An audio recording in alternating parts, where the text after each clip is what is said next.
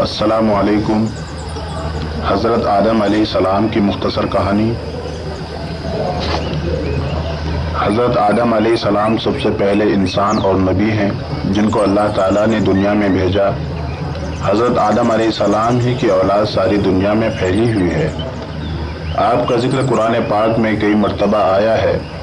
جب اللہ تعالیٰ نے دنیا کو آباد کرنے کا ارادہ کیا تو اس نے فرشتوں سے کہا، میں دنیا میں اپنا نائب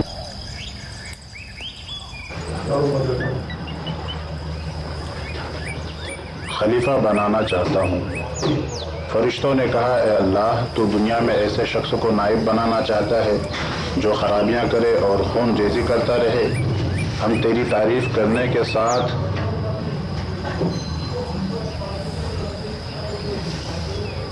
تیری تسبیح اور پاکی بیان کرتے رہتے ہیں۔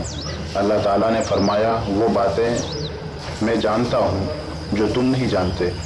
اللہ تعالیٰ نے حضرت آدم علیہ السلام کو سب چیزوں کے نام سکھا دیے، پھر ان کو فرشتوں کے سامنے کیا اور فرمایا، اگر تم سچے ہو تو مجھے انہوں نے کہا، تو پاک ہے، جتنا علم تو نے ہم کو بخشا ہے اس کے سوا ہم کو کچھ نہیں معلوم۔ پھر اللہ تعالیٰ نے فرشتوں کو حکم دیا کہ تم آدم کو سجدہ کرو، تو وہ سب سجدے میں گر پڑے مگر شیطان نے سجدہ نہیں کیا۔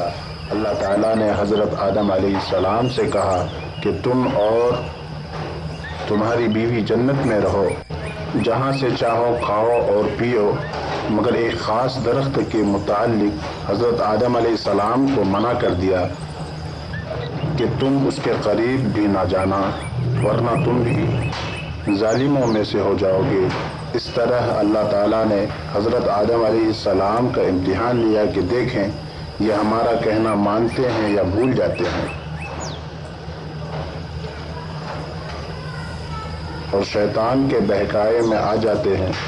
شیطان جو پہلے ہی حضرت آدم علیہ السلام سے ناراض تھا کہ ان کی وجہ سے وہ اللہ تعالیٰ کے دربار سے نکالا گیا تھا اور اللہ تعالیٰ کی لعنت اس پر ہوئی، اور اس نے قسم کھائی تھی کہ میں حضرت آدم اور ان کی اولاد کو قیامت تک بہکاتا رہوں گا کہ اللہ تعالیٰ کا کہنا وہ نہ مانے اور خوب برائیاں پھیلائے۔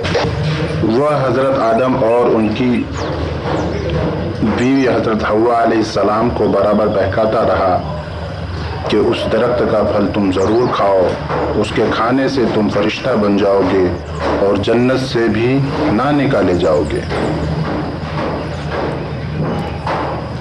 آخر ایک دن حضرت آدم علیہ السلام اور ان کی بیوی حضرت حوا بھولے سے شیطان کے بہکاوے میں آ گئے اور اس درخت کا پھل کھا لیا، اور پھل کھاتے ہی دونوں کے لباس ان کے بدن سے غائب ہو گیا اور وہ اپنے بدن کو پتوں سے چھپانے لگے۔ اللہ تعالیٰ نے حضرت آدم علیہ السلام سے کہہ دیا تھا کہ اس درخت کے قریب بھی نہ جانا اور شیطان کے کہنے میں نہ آنا، وہ تمہارا دشمن ہے۔ تم اس کے کہنے میں آ گئے، اب تم اور حوا جنت سے چلے جاؤ اور دنیا میں جا کر رہو۔ حضرت آدم کو جنت سے نکلنے اور شیطان کے بہکاوے میں آنے کا بہت رنج ہوا، اور بہت عرصہ تک اللہ تعالیٰ سے معافی مانگتے رہے اور روتے رہے کہ اللہ تعالیٰ مجھے معاف کر دے۔ آخر اللہ تعالیٰ کو رحم آیا اور حضرت آدم کو یہ دعا سکھائی کہ اے ہمارے رب، ہم نے اپنے اوپر ظلم کیا اور تو ہم پر رحم نہیں کرے گا تو ہم کو بڑا نقصان اٹھانا پڑے گا۔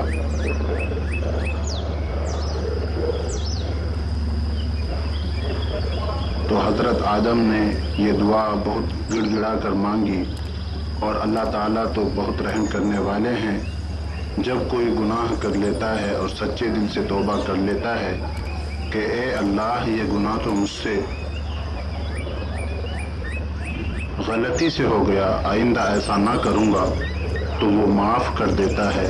چنانچہ حضرت آدم علیہ السلام کو بھی اللہ تعالیٰ نے معاف کر دیا اور پھر کہا کہ تم اور تمہاری اولاد دنیا میں رہو، اور یہ بات یاد رکھو کہ جب میری طرف سے کوئی نبی ہدایت لے کر تمہارے پاس آئے تو تم اس کا کہنا ماننا، جو تمہارے بھیجے ہوئے نبیوں کا کہنا مانے گا اس کو پھر نہ کوئی خوف ہوگا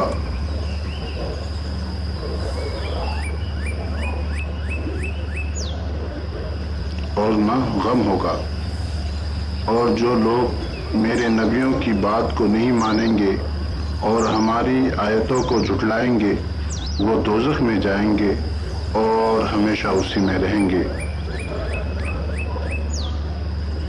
اس کے بعد حضرت آدم علیہ السلام اور حضرت حوا علیہ السلام دنیا میں رہنے لگے، خوب جی لگا کر اللہ کی عبادت کرتے رہے، اور ان کی بہت اولادیں ہوئیں اور دنیا میں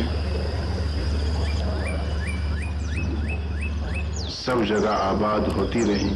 حضرت آدم علیہ السلام اپنی اولاد کو یہی بات بتاتے رہے کہ تم کبھی شیطان کے بہکاوے میں نہ آنا، وہ ہمارا دشمن ہے اور ہمیں بری باتیں کرنے کے لیے بہکاتا رہتا ہے۔ ہمیشہ اللہ کی عبادت کرنا، سچ بولنا، کسی پر ظلم نہ کرنا، ایک دوسرے کی نیک کاموں میں مدد کرتے رہنا۔ آخرکار حضرت آدم علیہ السلام کم و بیش 900 سال زندہ رہ کر وفات پا گئے۔